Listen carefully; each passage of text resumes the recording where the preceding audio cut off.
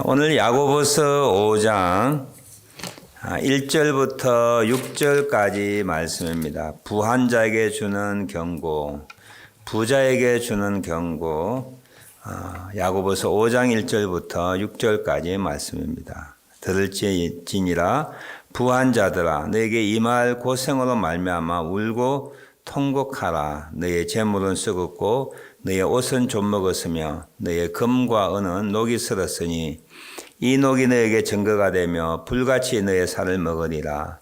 너희가 말세의 재물을 쌓았도다. 보라 너희 밭에서 추수한 품꾼에게 주지 아니한 삭이 소리 지르며 그 추수한 자의 우는 소리가 만군의 주의 길에 들렸느니라. 내가 땅에 사치하고 방종하여 살육의 날에 너의 마음을 살찌게 하였도다. 너희는 의인을 정죄하고 죽였으나 그는 너에게 대항하지 아니하였느니라. 아멘.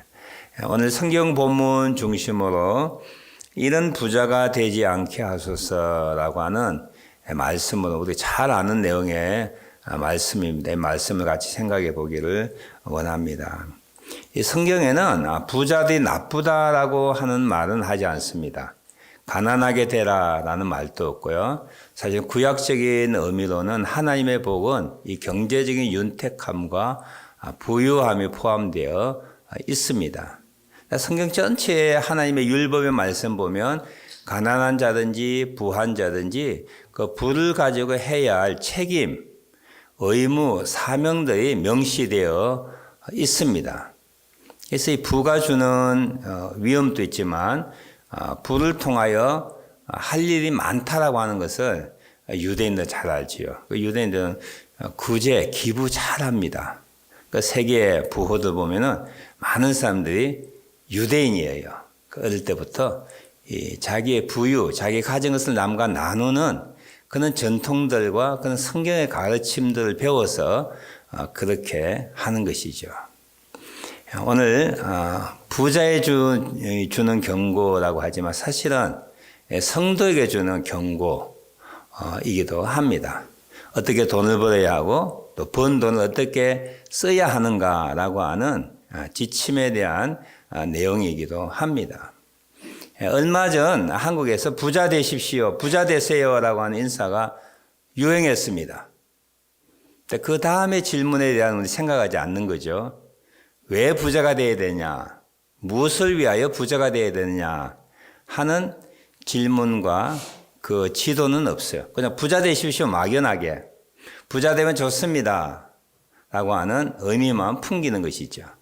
그리스도인은 부자가 되십시오. 라는 그 말을 들 때마다 우리 어떻게 부자가 되어야 하며 또 왜 부자가 무슨 목적을 위하여 부자가 되어야 되는가? 라고 하는 것을 동시에 생각할 수 있어야 합니다. 오늘 첫 번째 5장 1절에 보면 부한 자들에게 경고하고 있습니다. 앞으로 너에게 이런 잘못된 부유함, 잘못된 재물관을 가지고 산다면 너에게 고생이 임할 것이다. 이 고생은 하나님의 심판을 의미합니다. 여기도 보면 3절 후반부 보면 내가 말세에 재물을 쌓았도다. 또 5절에 보면 살육의 날, 하나님의 심판의 날이죠. 그 심판의 날을 제시하며 이 부한 것에 대한 우리가 가진 하나님의 복에 대한 어떻게 사용하는가에 대한 하나님의 엄중한 심판이 있을 것이다 라고 하는 것을 전제하고 있습니다.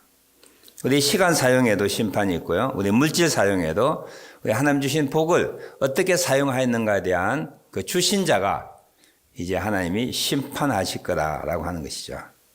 근데 부한 자들에게 이 말 고생으로 말미암아 울고 통곡하라 하는 이 말은 부한 자들이 부자가 하나님이 원하시는 그는 부자가 되지 않을 때는 하나님의 심판이 있을 것이다. 그 심판 때문에 울고 통곡하게 될 것이다. 그러니까 그날이 오기 전에 회개해야 된다라고 하는 야고보 장로의 경고성의 메시지입니다. 이 부한 자는 즉 하나님의 뜻대로 행하지 못한 부자는 어떤 부자인가 하니 2절, 3절, 4절, 6절까지 설명이 이어지고 있습니다. 첫째는 이는 부한 자는 누구냐 하면 재물은 썩었고 너의 옷은 좀 먹었다 라고 하는 거예요. 재물은 썩었고 너의 옷은 좀 먹었다. 그 다음에 3절 보면 너의 금과 은은 녹이 슬었으니 이 녹이 너에게 증거가 되며 불같이 너의 살을 먹으리니 내가 말세에 재물을 쌓았도다. 어떤 부자에게 경고가 오죠. 첫 번째, 이 부유함, 부자, 하나님 주신 물질을 곡식이나 그것이 무엇이든지 간에 재물, 그것을 쌓아놓기만 하여 녹이 슬어 썩는 부자를 말합니다. 부자는 많이 가져야 되잖아요. 근데 이 부자는 쌓아놓기만 하였다고 하는 거야. 너무 많이 쌓여져서 이 서큘레이션, 이렇게 소통이나 이렇게 잘 이렇게 분배가 되지 않아서 그 재물이 은이나 금도 녹이 쓴다는데 뭐 금도 오래되면 누룩누룩해지죠. 은은 녹이 슬고요. 재물을 쌓아놓기만 하여서 녹이 쓴 부자들에게 주는 경고입니다. 이 하나님께서 부유함을 허락하실 때는 그것을 다른 가난한 자와 또 필요한 자를 돕는 그런 역할을 하기 위해서 하나님 주신 복이고요. 또는 청직이라고 하는 것이 성경 전체의 메시지입니다. 부한 자는 그는 책임감을 가지고 하나님의 복을 사용해야 되는 것이죠. 그런데 이 부자는 어떤 부자냐면은 그 책임, 가난한 자, 필요한 자, 하나님의 일을 위하여 나누어 주고 그리고 그것을 흩어 구제하지 아니하고 자기 창고에 자기 일을 위하여 쌓아놓는 자, 그런 자에 대한 경고의 메시지입니다. 쌓아놓지 않고는 어떻게 부자가 되겠어요? 성경적인 개념과 의미, 정의를 생각해 보면 쌓을 때는 쌓아야 하지만 풀어놓을 때는 풀어놓는, 쌓기도 하고 풀기도 하고 또는 풀 때가 있으면 또 나중에 쌓을 때가 있고 이것이 조화를 이루어야 된다는 것이죠. 여러분 물론 개인적인 성향마다 다 다르지만 여러분 어떻게 쌓기만 하는 자예요? 아니면 풀어 헤치는 자예요? 어떤 분들은 아예 안 쌓는 분이 있어요. 생기는 족족 쓰는 분이 있어요. 그것도 뭐 성경적으로 말할 수 없어요.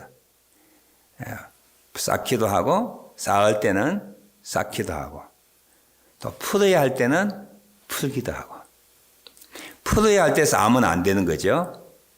쌓아야 할 때 풀면 안 되는 거죠. 하나님의 지혜를 가져서 잘 쌓고 잘 풀고 잘 쌓는 그런 지혜로운 자가 되어야 합니다. 우리 어릴 때는 이 저축이 미덕이었어요. 근데 지금은 뭐야? 소비가 미덕입니다. 근데 성경적인 의미로는 저축도 미덕이고 소비도 미덕이야. 쌓을 때는 쌓고 풀어놓을 때는 풀어놓을 수 있는 지혜로운 자가 되어야 합니다. 여기 보면은 너의 옷은 좀 먹었다라고 되어 있잖아요. 옷도 마찬가지죠, 사실. 우리 일상적인 예를 든다면 어떤 분은 20년 전에 입은 옷을 지금도 가지고 있어요. 이사 갈 때마다 다니고 어린아이 자기 아이가 지금 시집가서 40이 다 됐는데 그 유아 때 입었던 옷을 가지고 있는 거예요. 손주 주려고 그런 것인지 수분이어도 그런 것인지 옷도 마찬가지예요. 어떤 옷을 가지는 이유가 뭐냐면은 비싼 거 샀기 때문에 아까워서 못 준대요. 좋은 물건 샀겠지요. 또는 지금은 살이 쪘지만 언젠가 살이 빠질 때를 기다리며 그 옷을 가지고 계신 분도 없지 않아 많습니다. 우리가 심플 라이프, 단순한 검소한 생활을 위하여 1년 이상 쓰지 않은 것을 내버리자고 하는데 1년은 좀 그렇고요. 한 3년 정도 손도 대지 아니했던 옷이라든지 또 기타 물건이 있다면 그것이 당장 필요한 자가 우리 주변에 참 많습니다. 이 카나다는 그런 거 잘 되어 있잖아요. 세컨핸드를 받아가지고 수리하여 파는 그런 자선단체가 너무너무 많은 거야. 지금 내가 필요하지 않는 것, 다른 사람에게는 절실하게 필요한 물품이 될 수가 있는 거야. 그 기회를 놓치면 갖다 줘도 안 받아요. 갖다 줘도. 옷을 쌓아놓지 않도록. 부자들은 아마 비단 옷이나 그런 좋은 옷들을 아까워서 아마 쌓아놓았던 것 같은데 그 옷이 절실하게 필요한 가난한 자를 외면했던 그는 부자였기 때문에 경고를 받고 그는 삶을 계속 살면 너희가 고생, 하나님의 심판을 받아 고생을 말미암아 울고 통곡할 것이다 하는 그는 메시지입니다. 두 번째, 4절에 보면 보라 너희의 밭에서 추수한 품꾼에게 주지 아니하는 삭이 소리 지르며 그 추수한 자의 우는 소리가 만군의 주의 귀에 들렸느니라. 부자들이 부자 되는 것은 사실 어떤 의미로는 정상적인 방법으로 부자가 될 수 없다고 하는 이론을 펼치는 분이 있습니다. 깨끗한 부자 절대 있을 수 없다는 거야.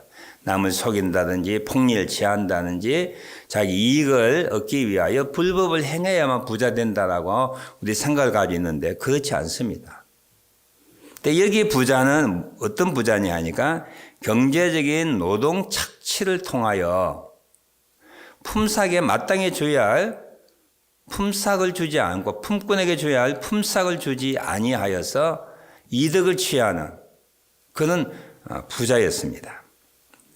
노동 착취로 부를 축적하는 것은 악한 것이다라고 하는 것이 성경에 잘 기록되어 있습니다. 자기 집에 일해 하루 일용하는 양식을 가지는 자를 그 품삯을 해질 때까지 주지 않은 자를 악한 자다 죄인이라고 성경은 말하고 있는 것이죠. 우리는 부자가 되기 위하여 불법을 잘못된 방법을 우리는 감행하려고 하는 그런 유혹을 받을 때가 참 많습니다. 가게 하신 분들이니까 제 말이 무슨 말인지 다 이해하시죠. 그냥 정상적으로 해서는 집 못 산다고 하는 거야.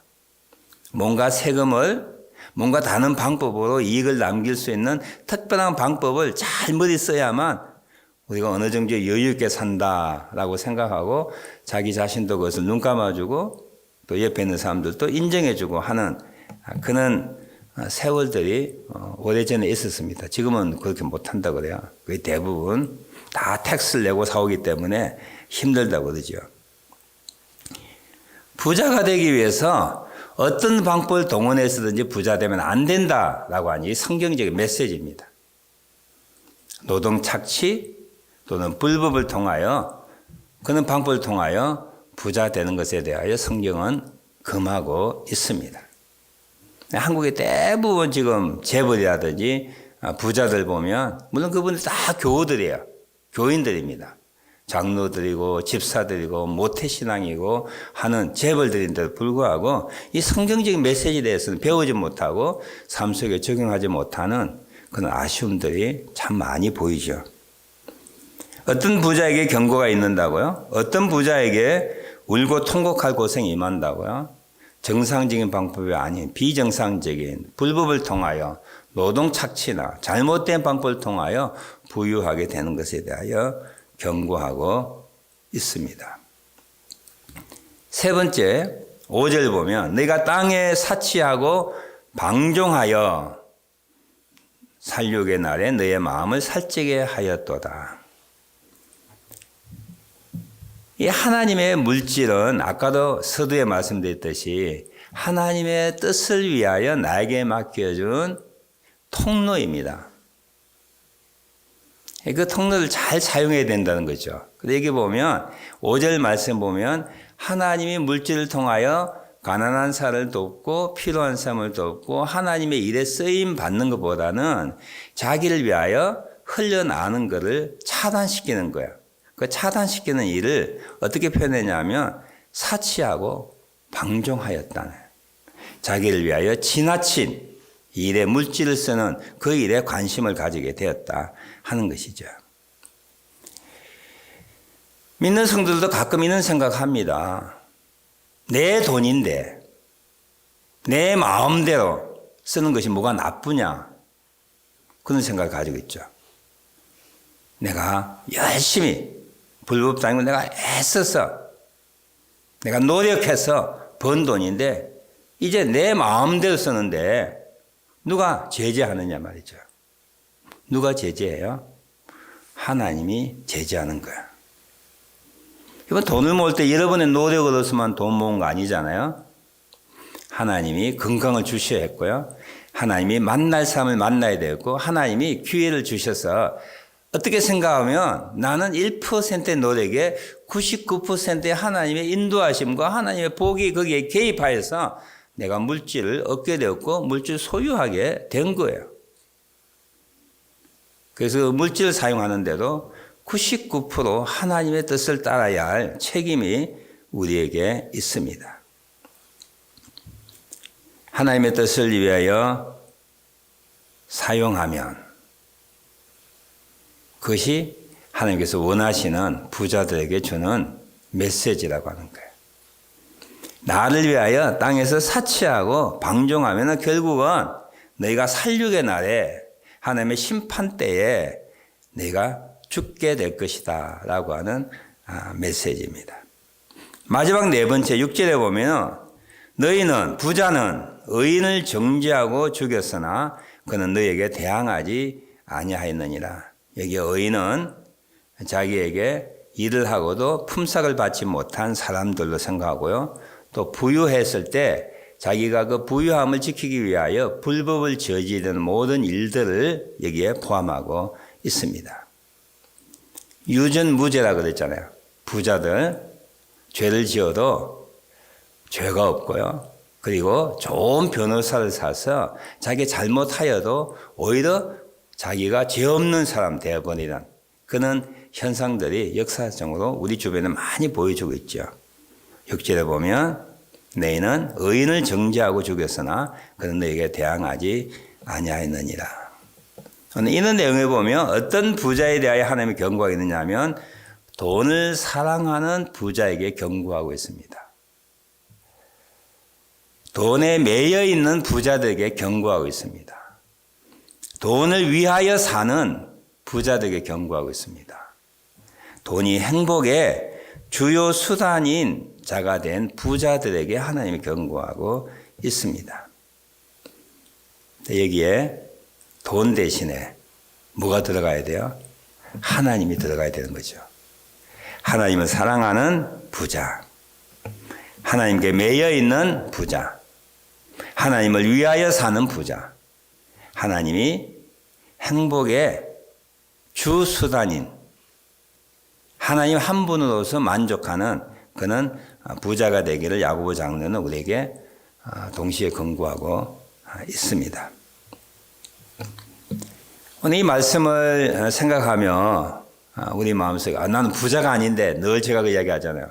나는 부자가 아닌데 우리 교회에 부자가 없지요. 나는 부자가 아닌데 부자라고 생각하는 분 계세요? 누가 신문기자가 록펠러에게 당신 지금 가진 돈으로 만족합니까? 그러니까 록펠러가 조금 더 있었으면 좋겠다. 1000억 부자가요. 조금 더 있었으면 좋겠다. 그렇게 생각한다고 하는 거죠. 우리는 어떤 의미로는 상대적인 평가든 절대적인 평가든 그 기준에 하면 정말 전 세계에 있는 60억의 사람에 비하면 우리는 부자 해당됩니다. 매일 먹을 거 있고 잠자는 거 있고 차 가지고 있고 따뜻한 물 쓰고 있고 찬물 쓰고 있고 집에 샤워할 수 있고 집에 화장실이 2개나 되고 침실이 2개, 3개나 되고 1층, 2층 지하실까지 있고 또 요즘에 또 콘도도 또 몇 개씩 가지고 있고 이건 부자예요. 부자입니다. 우리가 부자라고 생각하셔야 돼요. 그러면 오늘 이 위에 설명했던 그 내용들을 삶 속에 실천해 봐야 되는 거예요. 첫째로 앞에 있는 내용들 다 정리하면 내가 소유한 모든 것, 생명은 물론이고요. 시간, 물질까지. 근데 사람들 이건 참 쉽게 생각해요. 생명은 하나님의 것입니다. 시간도 하나님의 것입니다. 자녀도 하나님의 것입니다. 그러면 뭐야? 돈은 내 것입니다. 그런 생각에서 떨쳐버리지 않고 있어요. 그 이상한 묘한 그런 생각인데요. 내가 소유하고 있는 모든 것 하나님의 것인데 그중에 일부분 물질도 당연하게 하나님의 것이야. 부자든 가난하든 상관없이 우리 모두에게 생각되어야 할, 잊지 말아야 할, 늘 되새겨야 할 생각이 이 물질은 하나님께서 나에게 주신 거예요. 내 것이 아니라고 하는 거예요. 그렇게 생각을 많이 하셔야 돼요. 그래서 내 마음대로 쓰는 것 옳지 않습니다. 어떤 부부는 50불 이상 쓸 때는 부부의 허락을 받는다는데요. 여러분 기준은 몇 불이에요? 우리 임 집사님 몇 불 쓸 때 아내한테 허락 받아요? 커피 한 잔 또 허락받는 분도 있어요. 커피 한 잔 10불 미만. 어떤 부분은 이번에 이야기 들어보니까 50불 이상 쓸 때는 나의 허락을 받고 내가 주는 돈으로 써야 된다라고 하는 이 묵계가 있답니다.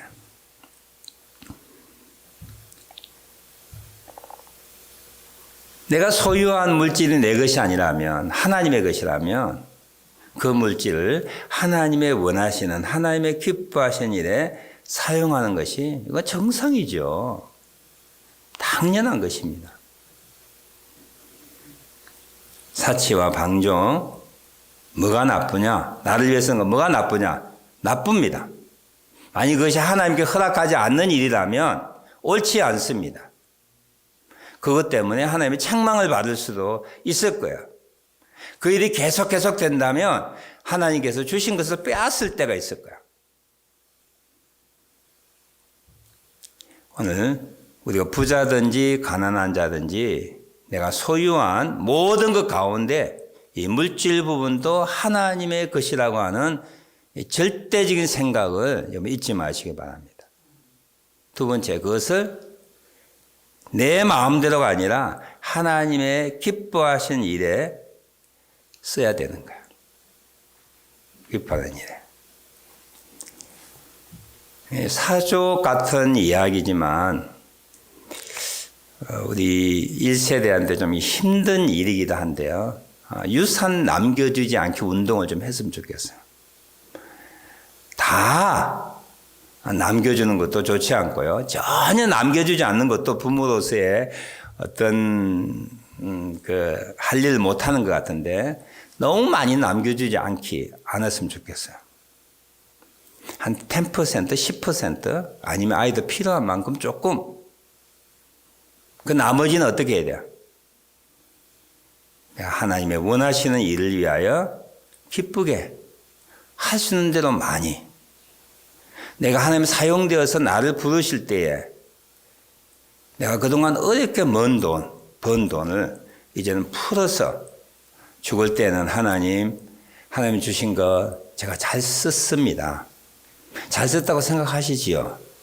라면 눈을 감을 수 있는 정말 기쁜 마음으로 죽을 수 있는 우리들 되었으면 합니다. 물론 나눠줄 것도 없다 하는 분에게는 해당되지 않는 말이지만 내가 지금 가지고 있는 것 많은 부분들을 하나님이 기뻐하시는 일을 위하여, 가난한 자를 위하여, 교회를 위하여, 선교 사역을 위하여, 또는 하나님이 직접 명령하는 일을 위하여 우리가 마음껏 기쁘게 쓰고 이것이 하나님 앞에 영광이 되고 자랑이 되고 간증거리가 될 수 있는 우리들 되었으면 합니다. 이 미국의 자기 재산의 절반을 이렇게 기부하는 그런 운동이 있다고 그래요. 빌 게이츠부터 그런 최고 부자가 있잖아요. 그런 부자들이 2000 몇 년도부터 만든 건데 140몇 명이 조인해가지고 전 재산 한 10억 이상 가진 이상자만 해당되는 그런 일에 많은 사람들이 조인하여서 부자들이 그 선한 일에 행한 이런 일에 앞장서는 경우가 있습니다. 불행하게도요, 한국 사람은 한 명도 없어요. 아마 수십 명 이상이 되는데 불구하고 한국 갑부들은 거기에 조인하고 거기에 약속한 사람이 한 명도 없다라고 하는 사실이에요. 좀 부끄럽죠, 어떤 의미가.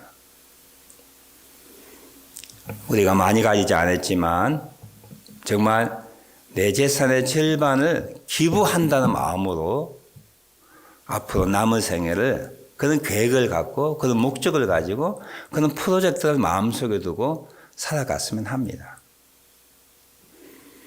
아이들에게 돈 남겨주는 거 결코 아이들이 뭐 기쁨만 받지 않아요. 괜히 우리들 마음이죠. 1세대 우리의 마음입니다. 가난하게 컸어. 가난하게 성장하여서 집 한 채 못 가지고 평생을 살아왔던 우리 아이들은 집 한 채라도 소유했으면 좋겠다.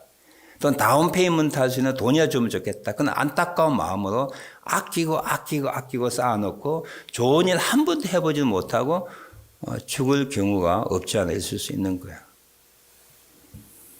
오늘 이 말씀의 결론 부분으로 하나님의 하나님의 뜻에 아주 잘 쓸 수 있는 부자는 아니지만 성도가 되었으면 좋겠다 하는 마음을 같이 나누어 봅니다. 돈 대신에 하나님을 사랑하는, 돈에 매이지 않고 하나님께만 매여 있는, 돈을 위해 사는 자가 아니라 하나님을 위하여 사는, 돈이 많아서 행복한 사람이 아니라 하나님의 은혜가 풍성하여서 행복한 사람.